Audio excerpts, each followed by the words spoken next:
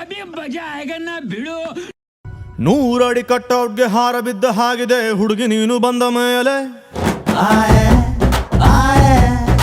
ಸಾರಾಯಿ ಉಪ್ಪಿನಕಾಯಿ ಕಾಂಬಿನೇಷನ್ ಆಗಿದೆ ಬೆಳಗ್ಗೆ ನೀನು ಸಿಕ್ಕ ಮೇಲೆ.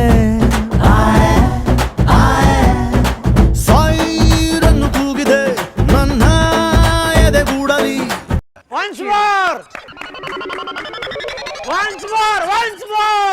100 ಅಡಿ ಕಟ್ಔಟ್ಗೆ ಹಾರ ಬಿದ್ದ ಹಾಗಿದೆ ಹುಡುಗಿ ನೀನು ಬಂದ ಮೇಲೆ.